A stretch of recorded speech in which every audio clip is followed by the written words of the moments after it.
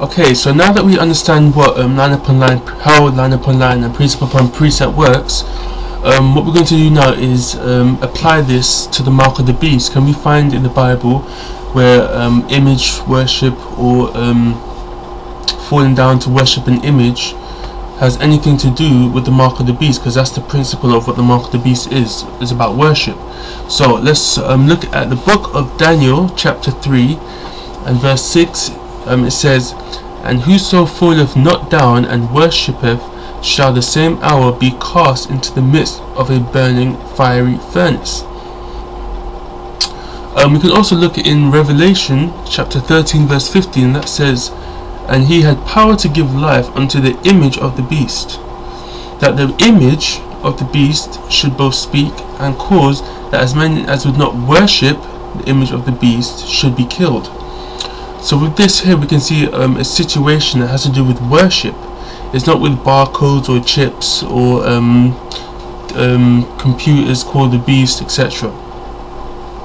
Now there there was 3 Hebrew men who did not bow down to the image of the beast. But for what reason? Because if they did, it would have been a direct violation to the commandments of God, and specifically is commandments number 2 and 3, which says, "Thou shalt have no other gods before me.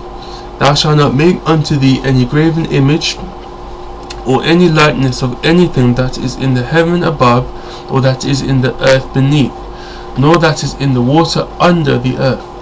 Thou shalt not bow down thyself to them nor serve them."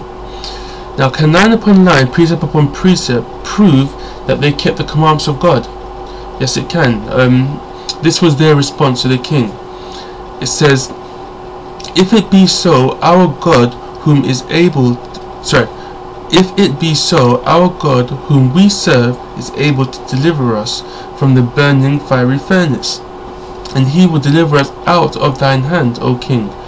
But if not, be it known unto thee, O king, that we will not serve thy gods, nor worship the golden image which thou hast set up." Okay, so now if we look at it in a spiritual aspect, the language in Revelations about the mark of the beast, and if you don't receive the mark will be killed, if we use it in a spiritual context and use it like for example, if you say that the beast in Revelation, let's say it represents Babylon, and the mark represents bowing down to the image.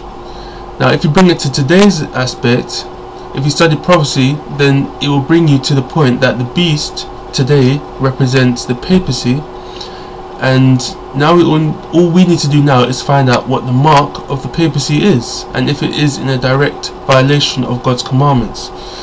Now this quote is taken from Faith of Our Fathers, page 14, C.F. Thomas, Chancellor of Cardinal Gibbons.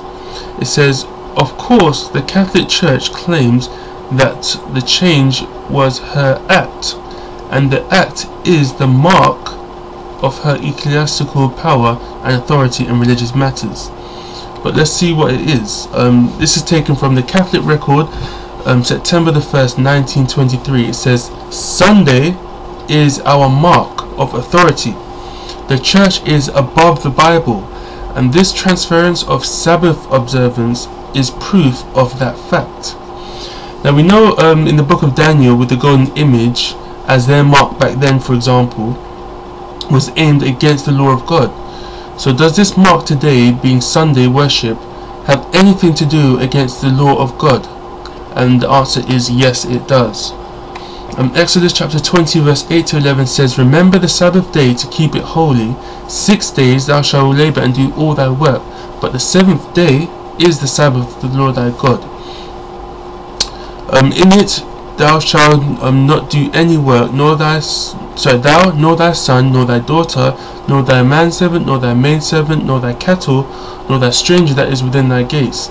For in 6 days the Lord made heaven and earth, the sea, and all that in them is, and rested the 7th day. Wherefore the Lord blessed the Sabbath day and hallowed it."